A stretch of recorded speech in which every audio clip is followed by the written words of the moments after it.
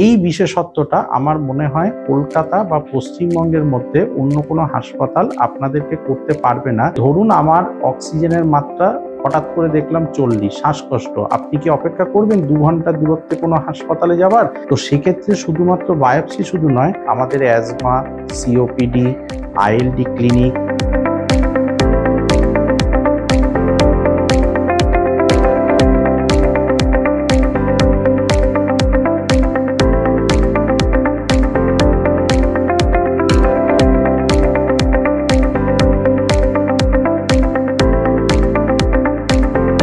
আমি ডক্টর দেবরাজ যশ, আমি মণিপাল হসপিটালের পালমোনোলজি বিভাগের বিভাগীয় প্রধান।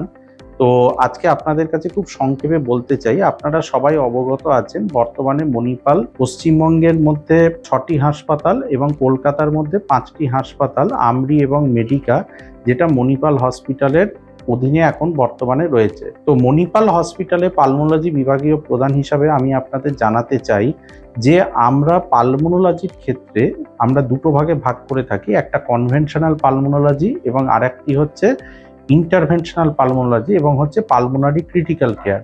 তো আমাদের প্রত্যেকটি ব্রাঞ্চ বা প্রত্যেকটা হসপিটালেই এই যে সমস্ত আমি বললাম ব্রড বিভাগগুলো, সেগুলোর সমস্ত পরিষেবা উপলব্ধ আছে। যেমন কনভেনশনাল পালমোনোলজির মধ্যে আমি বলতে পারি আমাদের অ্যাজমা, সিওপিডি, আইএলডি ক্লিনিক, আমাদের পালমোনারি রিহ্যাব ক্লিনিক, এছাড়াও আমরা আরও যে সমস্ত ব্রঙ্কিয়েক্টেসিস সেগুলোর বিশেষজ্ঞ আমরা চিকিৎসা দিয়ে থাকি। পালমোনারি ক্রিটিক্যাল কেয়ার আমাদের প্রত্যেকটি হাসপাতালে, অন্তত 3টে হাসপাতালে আমাদের সেপারেটেড পালমোনারি ক্রিটিক্যাল কেয়ার রয়েছে, যেখানে আমাদের আইসিইউ টিমও শুধুমাত্র পালমোনোলজি পেশেন্টদেরই দেখে থাকে এবং তাতে সমস্ত অত্যাধুনিক ব্যবস্থা থেকে শুরু করে একমো সমস্ত কিছু দেয়া থাকে, আপনারা সবাই জানেনও সেটা।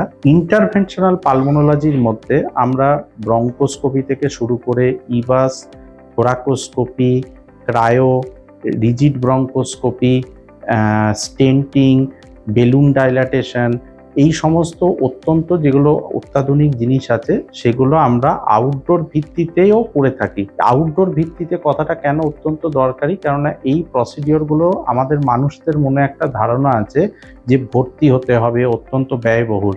সেটা আউটডোর ভিত্তিতে যখন আমরা করে থাকি তার ব্যয়টাও অত্যন্ত আয়ত্তের মধ্যে এসে যায়।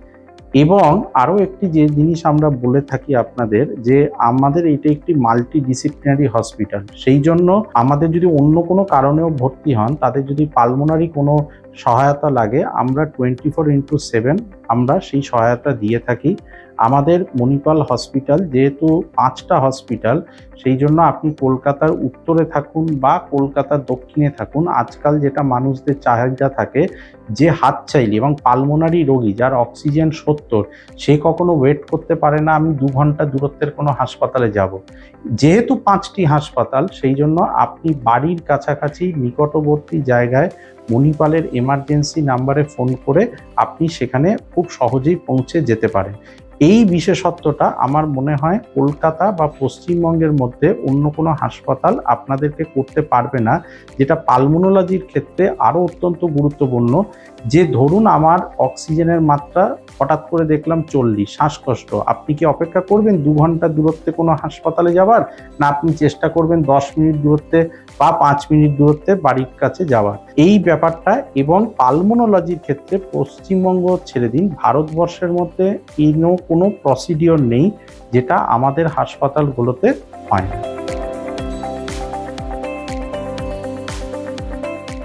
ইন্টারভেনশন সম্পর্কে আমাদের সাধারণ মানুষদের একটা ধারণা আছে, এটা খায় না মাথায় দেয়, এবং কেন এটা করাবো। তো মনে রাখবেন, আজকাল ক্যান্সার চিকিৎসা অত্যাধুনিক হয়েছে। তো ক্যান্সার রোগ নির্ণয়ের জন্য এবং টিবি, সার্কয়েডোসিস যে কোনো রোগ নির্ণয়ের জন্য এই পদ্ধতিগুলো, যেমন ইভাস, আপনার বুকে জল জমলে ঠিক নির্দিষ্ট কি কারণে জল জমেছে সেটা জানার জন্য বায়োপসি, থোরাকোস্কোপির মাধ্যমে, যাতে পুরো জলটা আমরা একসাথে বার করতে পারছি, বায়োপসি নিতে পারছি এবং একটা ওষুধ দিয়ে যাতে আর কখনো জল না জমে তার ব্যবস্থা করা। এছাড়াও ইভাস শুধুমাত্র যে ক্যান্সার তার জন্য নয়, অন্য কোনো ইনফেকশন রোগের জন্য, জ্বর কমছে না, হঠাৎ করে দেখলাম মিডিয়াস্টাইনাল গ্ল্যান্ড রয়েছে, সেখান থেকে স্যাম্পল নেওয়ার জন্য এটা একটি অত্যন্ত প্রয়োজনীয় পরীক্ষা। এছাড়াও যেমন ধরুন আমার শ্বাসনালীতে একটা টিউমার রয়েছে, যেটার জন্য আমি শ্বাস নিতে পারছি না।